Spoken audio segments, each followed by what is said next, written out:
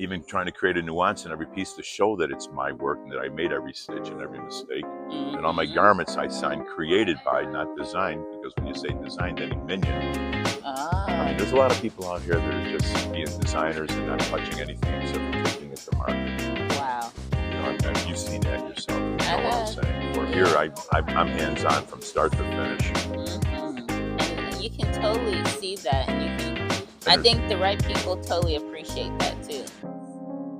Yes. Ooh, this one is pretty. Ooh. I'm already seeing what I want to add to my shopping list. Okay, so we are here at the Baltimore Convention Center still. We're at the ACC. The Baltimore ACC show's been going on over 30 years. And we have one of my good friends, Frank, who makes amazing purses and bags and all kinds of things. You see, we got coats here, we got everything. So, Frank, tell them about yourself. Introduce yourself to the About Your Art podcast family. Good morning. Yes. I'm me. Yes. This is my work. Yes. This is 50 years of my passion, discipline, and sacrifice. Yes, I love it. How many years have you been doing the ACC show? First time I did it, Carter was president, and Mrs. Mondale was stepping over our boxes with press and Secret Service buying for the White House. It wasn't in this facility; it was in another facility in a different location. Mm-hmm. But it was just, she was a great advocate for the arts. That's so cool! Wow. And so, on About Your Art podcast, this is really just me coming to your booth, just talking to you about your art. And we've had so many cool conversations over the years, and I wish I would have thought about this sooner so I could have recorded more of them. But I'm going to just ask you a couple of little leading questions, but just kind of go off on whatever little, Shoot. Just tell. I'm ready. We're just talking. We're having a little convo about your art. So tell me, what inspired you to become an artist? And how did your journey begin? Well, my mother was a dressmaker, so I guess mm-hmm. I have inherited instincts from, sewing or whatever, but I'm machine mm-hmm. tool and die, mechanical engineering, making the patterns half the battle in any fabrication. And it's one of those things where I got, how do I say, pissed off at, mm-hmm. I was going to school at Syracuse. Mm-hmm. I was working in a steel mill, 12 midnight to 8 in the morning and 9 o'clock classes. I had a good paycheck, a union steel worker's paycheck, going to college at the same time, paying my own way, right? No debt, just covering the tab as I went. That's right. But I was, as a youngster and wanted to keep up with trends, I spent a lot of money with the local leather shop, and he upset me when he sold me some material, belt buckle that broke or this and that, and he wouldn't take care of it. And I said, I can do this stuff. Why do I need to spend my money with you? And mm-hmm. so the ball kicked in and started playing. Wow. You said, what do they say in baseball? Batter up. That's right. Yeah, that's right. You just got to hit it out the park, which is what you did. And I'll tell you, but and the bottom line is, though, you learn more by striking out than hitting home runs. Ah, come on. That's really deep. That's what the people need to hear. No, I mean, it's like, even with the youngsters, they're, like the young ladies. Mm-hmm. Thank you. I mean, with, beginning, if something doesn't sell, make something else. Yeah. Just keep making something else. Just keep, kindle that spark. Let it grow. Yes. Continue. Build a bonfire. Glow. I mean, when I was going to school and working in the steel mill, I had, was machine tooling die. Then I went into business, and business was nothing more than common sense. And then I went into art and then fashion design at Syracuse University. But when I was taking business courses and, like I say, working in the steel mill, I had my accounting professor help me do my taxes one year. And he goes, what are you going to school for? I go, what do you mean? He goes, well, you're making more money than me. Well, my father works in the factory. My uncles work in the factory. There's got to be something better for me. I'd like to be the factory. To be the factory versus working in the factory.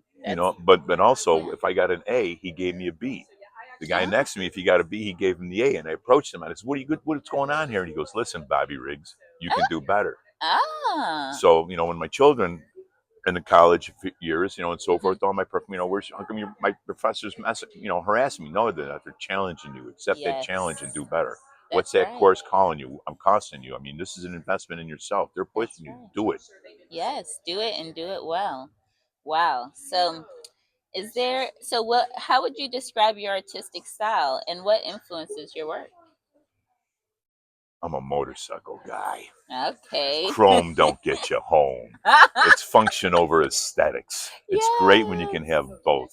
But as far as my garments and so forth, I mean, it's even in math. I mean, I was one of those kids with a slide rule hanging off their belt in high school, Mm. and so forth. I mean, I've got with my pattern making, my radiuses, I got them so they come out with even circumferences, even number versus odds and basic math Mm. is so important. Yes, that is so true.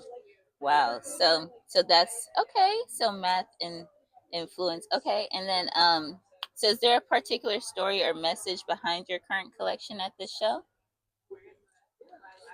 Stumble forward. Stumble forward. Okay. Now I noticed. I don't think I've seen this yet. Is this a new? Is Oh, this they're a all new thing? constant. See, the silhouettes that you're looking at, I'm using my odds and ends. Okay. My two basic sculptures of function that are priority are my garments and my briefcases, and all my other silhouettes, I'm exercising the utility of function. Okay. Even trying to create a nuance in every piece to show that it's my work and that I made every stitch and every mistake. And on my Mm-hmm. garments, I sign created by, not designed, because when you say designed, any minion. I Ah. mean, there's a lot of people out here that are just being designers and not touching anything except for taking it to market. Wow. You've seen that yourself, and you I know what I'm have. saying. Where here, Yeah. I'm hands on from start to finish, Mm-hmm. And you can totally see that, and you can. and I there's think the right people totally appreciate that too. Yes. Ooh, this one is pretty. Ooh. Up, I'm already seeing what I want to add to my shopping list. So, so that's really cool. So, tell me what motivated you to turn your passion for art into a business? independence. Okay. Again, breaking Yeah. the reins of the factory, and even in the starting years, Mhm. for a while, I'd have dreams where I failed. I had to go back to work in the factory, this and Mm. that. Those nightmares kept motivating me, Yes. and now I'm working like 90 hours for 20 hours pay if I'm lucky. But still, Wow. it's the fact of independence. That's right. That's worth Matter of more. fact, when I was working in the steel mill, going to college, Mhm. I was approached by during that time, early 70s and early Vietnam War. Mhm. The Socialists Mhm. Party was Mhm. approaching me to be as a working proletariat Mm. and so forth, and I just like, yeah. We created there's three forms of life. Yeah. There's the blue collar worker, Uh huh. there's the white collar worker, Uh huh. and there's the no collar worker. Ah! And I want to be the no collar worker. I love that. Yes, that is. Oh, that is so awesome. That's the goal. That's the motivation. That's the stimuli, and the rest just falls into place. Hopefully, That's right. And so, what's one of your biggest challenges that you face as an entrepreneur, and how did you overcome it? with the hurdles in life, with all the things that we go through, Mm-hmm. as human beings, we are defined by the responsibilities we take on and how we handle them Yes. with our work, with our families, loved ones, and so forth. Yes. That is so true. And so that's amazing because I know that you're doing a smaller radius of shows now than when I first met you because. Well, no, matter of fact, it was the first time I did Ann Arbor. Oh, really? I'm 50 miles south of Ann Arbor that same weekend for Mm. 40 years or Mm-hmm. better with my antique motorcycles. Okay. Now, do I go to Ann Arbor and spend what is it, almost $1,000 for rent and this, Yes. more for the hotel, and when I can be in Wasion, Ohio, at the Maumee Mm-hmm. Valley Fairgrounds, Mm-hmm. $50 for a 20 by 20. Okay. They have showers. It's summertime. You can sleep in your truck, and then Yes. play with your motorcycles, drink beer, smoke rope, Smoke play Dr. Jekyll, Mr. rope. Hyde. I like that. I mean, That's so cool. versus how do I say behaving yourself? Yeah. The wild Yeah. side can evolve. I mean, that's the whole thing. As a worker, I'm not going to say artist because it's not for me to say. I Mm-hmm. tell all my patrons and everybody, I'm just a worker. You're the judge and jury. But we Oh. need to have a separation so we don't burn out and then go back and forth. Mm-hmm. I've been privileged to have a hobby that's been very prolific. Matter Yes. of fact, in creating as a portfolio besides Mm-hmm. my work. So Mm-hmm. this way I can focus on two different things. So, we get frustrated. We get, hit a brick wall at times on what we're doing, and it's just good to shelve it, walk away for a while, come back. As on the time that you're away from it, you think, and you solve those problems. You go back and yes, bang, you take care of the problem, the Yeah. situation. You evolve. Yes. Otherwise, you get stagnant. Yeah, and stagnancy is death. It'll kill the business, it'll kill everything. So, yeah, that's so what advice would you give to maybe like your younger self or an artist that is just starting in this circuit of doing art shows? Cuz being an artist is, I feel like y'all who can do this as a business and come to these art shows and travel, it's a different level of artistry and entrepreneurship. So, what kind of advice would you give somebody that's thinking about starting this journey? It's all about passion and sacrifice. Oh, Stumble forward. Don't be afraid.